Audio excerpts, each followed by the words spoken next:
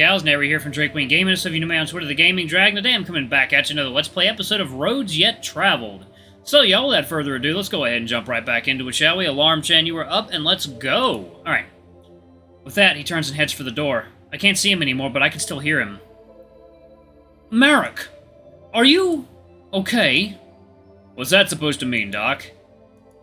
Nothing. Let me know if you need anything. And the door shuts. Marek sighs. Feels calm for a second. And only for a second. He turns and punches the far wall. Damn it! I thought I was fucking done with guard duty. I can't believe I... He turns and faces me, as if he forgot I was here. His expression is inscrutable. Anger. Confusion. Disgust. Anguish? It's all hidden behind a scowl.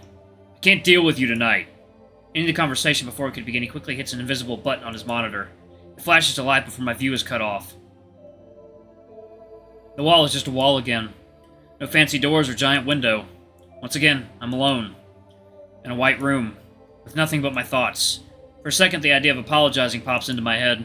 But for what? Maybe just an excuse to not be trapped again. I've been trapped all day.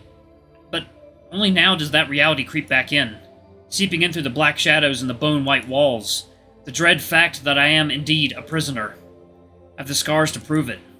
Moved by invisible strings, I shamble to the sink. I try to calm myself down a bit by splashing some water on my face. It works somewhat well until, after drying off, I lock eyes with the beast in the mirror. I look like shit. 2 sets of bandages, no shirt, bruises along my arms and shoulder. I want them gone. I want all of this to just suddenly fall away. I managed so well today to not fall apart, not claw at the walls or fight my way to freedom. And yet, when faced with myself, I cannot manage. With a newfound inability to look in the mirror, I try to turn away before noticing something on my cheek. There's still water shining away. It's dripping slowly. My eyes are red too. Oh. Damn it! I'm unsure if hitting the wall is a catalyst or not, but the tears really start coming. Managing to make it to the bed is more difficult than I'd like to admit, almost stumbling over myself multiple times. I only hope Marek isn't watching and laughing. Wait. Fuck him! He tackled me and knocked me out! Fuck all this! Screaming into my now sodden pillow does nothing to assuage my mental tirade. But it's better than punching the wall. Tirade? Tirade. I could do nothing more than curl up and cry. What has become of me? For what has become of me, and for what I have lost. They even took my bag and my phone. I can't even call my family. Oh. Thinking about whether or not I'll be able to see my friends and family again really isn't going to help me stop crying. Fine. Don't even want to be awake anymore anyways. It's doing me no good right now. The low whimpering and gasps for air make it hard to stay focused on sleeping. But eventually I manage to stop crying. After flipping the pillow over and getting under the sad excuse for a blanket, I try to find empty thoughts to fall asleep to. My last waking thoughts are of my first day at school, and of the classes I missed. Day? We don't know. Day 1, okay. My eyes shoot open. Blurry, yet dry. Being met with pale blue light tells me nothing more than it still is night. For whatever that means around here. I feel terrible. Hot, sweaty, sick. I make it to the toilet as fast as I can. With what happens next, I'm glad the lights are out as I empty the contents of my stomach. I guess something didn't sit right with me. And yet, I am not dead. Ugh! Oh man, is it hard to move right now. Managing to lift myself to the sink, I'm able to rinse off a bit. I already feel less sick. I guess it was just a bad meal, hopefully. I try to avoid looking in the mirror. Unfortunately, it's still too dark anyways. Looking around the room, nothing seems to have changed. Not that I expected it to have. But I'm glad nothing weird was happening while I was asleep. I'm not in another weirder prison cell. Getting back in bed, I realize the sheets are disgusting. Just drenched with sweat. Pushing them to the side, I lie down. It's cold, but I have no other option. Fortunately, sleep comes easier this time. Thankfully, I don't dream.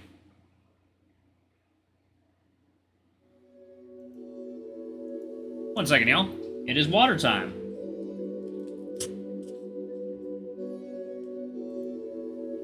Waking up and not having to rush to the toilet is a relief. In fact, waking up at all seems like a miracle after last night.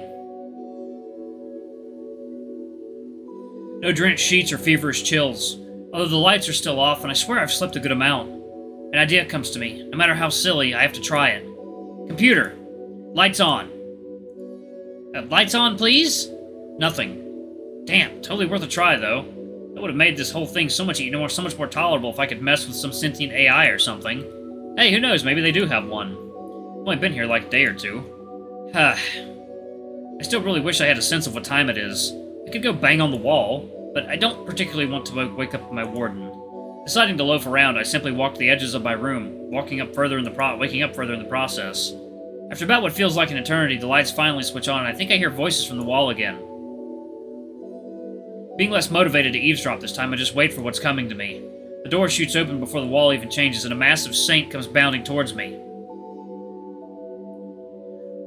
Oh, by the heart! Are you okay? I knew I should have run more tests. Let me check your temperature. Please, don't be mad. I hope you're okay. He grabs my arm and puts a finger to my neck. I have to bat him away. It's far too early for this. Jeez, give me a minute. God, I just got up. He doesn't understand me, but he does understand my actions and backs off.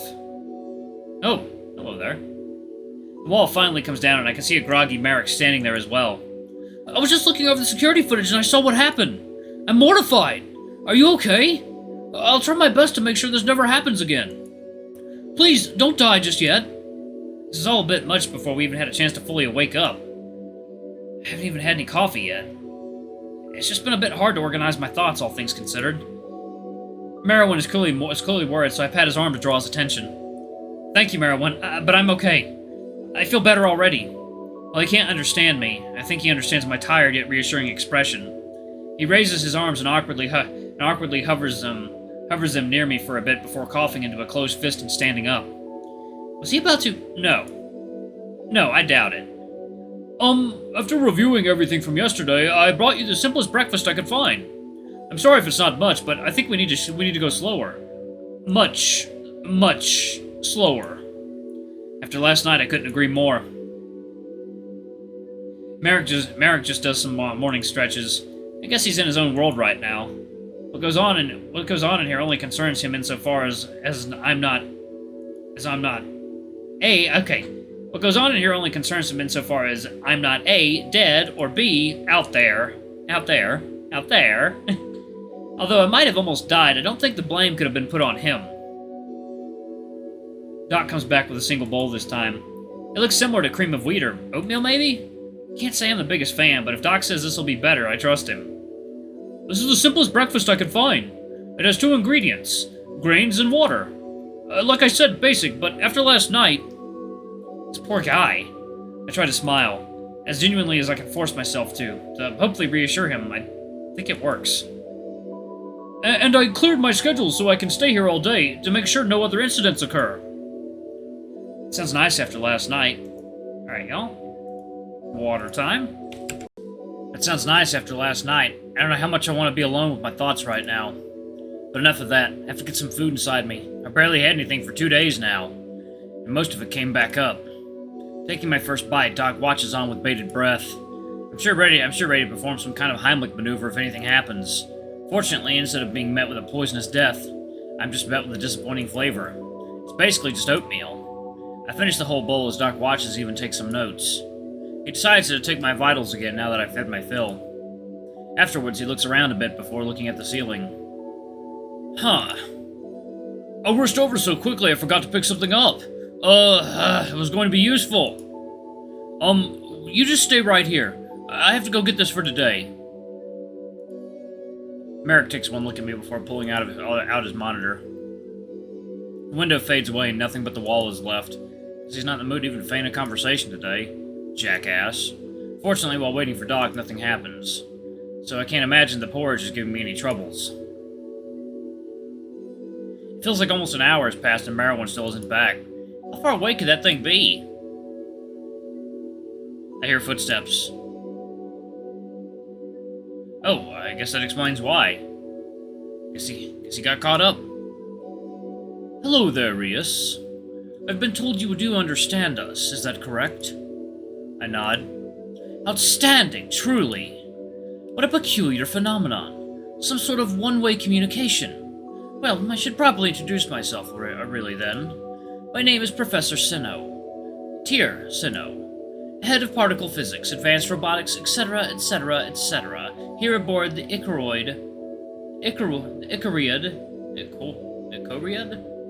2. But you may call me Tyr, or Chief, as I'm sure you've picked up my moniker around here. Now then, can you tell us how you got on board this ship? Wait, do Marwan and I have the same last name? I wonder if they're related. Him and Marwan have the same last name. Interesting, yeah. They don't look it. Also, they keep saying ship like I know where I am. I've never seen anything like this before. The only place I've seen ships like this is in... oh no. In science fiction. I'm in space, aren't I? I guess I can't really find out till I ask. Or find a window. But I should answer Tyr, and I just shake my head no. Interesting. Do you know where you are? Another no. No, I thought not. Well, we have no record of your species in any regard, so finding you understand these circumstances is quite bizarre, you must understand. Either way, I have some news for you since you can apparently understand it. For one, we'll be able to return your personal belongings to you, as we have found no evidence that they are dangerous in any way. Although your monitor is being kept for research purposes, we apologize. My monitor? Does he mean my phone? That's fine, I guess. Probably don't have service here anyways. With it, I believe I might be able to reverse engineer some kind of dictionary and, from there, create a learning AI to teach us your language. Really? A learning AI? I thought that was only useful for diplomats and such. Well, what would you call our friend here but a diplomat? Marek just shrugs. Anyways, I believe I can figure out how to get that up and running maybe even as early as tomorrow. The technology you possessed is fortunately not too different from some of our more primitive tech, if just barely. It's quite impressive, really. And though I do wish that was all the news I had for you, I do have some bad news.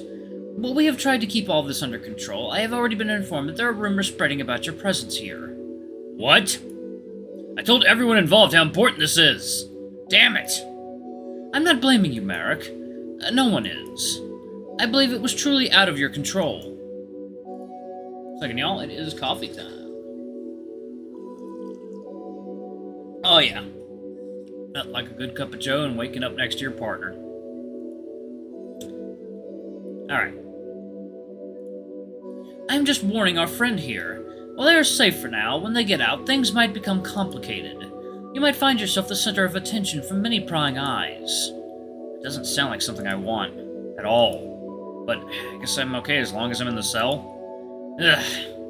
This is really a prisoner's dilemma. Wait, no, that's something else. Try not to worry too much.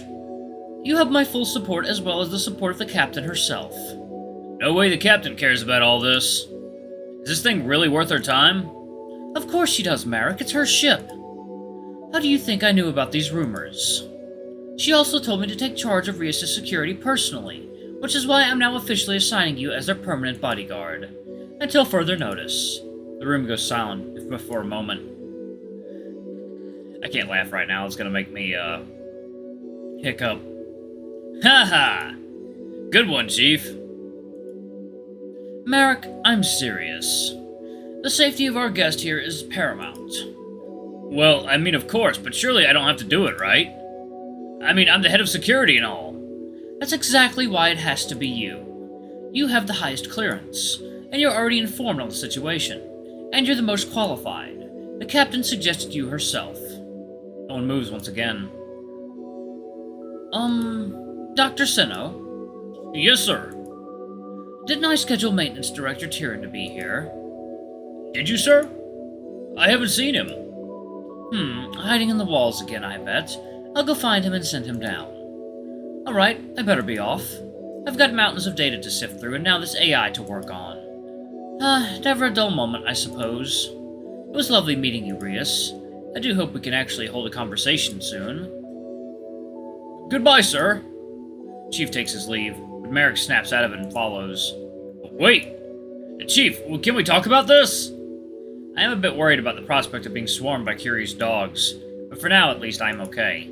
Marwan and I both bask in the silence for a minute before making eye contact. He chuckles a little bit. Sorry about all this. It might get a bit more busy before things calm down. But the language AI the professor was talking about really might work. It's very lucky you had an entire digital dictionary just ready for something like this. Until then, I think I have the next best thing. Merwin steps up to where the door should be. I figure he has to wait for Marek to open it.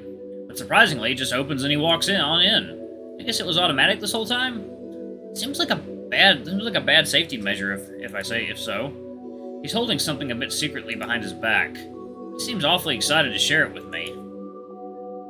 As I was saying, we might not be able to communicate verbally, but this might be just as cool. He pulls out a whiteboard and some markers with a big goofy grin on his face. I can barely contain myself from laughing. Just a moment ago, we were talking about AI. There were walls I could turn into windows, and now we're going to play Pictionary. Well, I was thinking of trying charades earlier, so, I guess this is about the same. Well, alright, Doc. Seems good to me. I had anything in mind? He just stares at me. Right.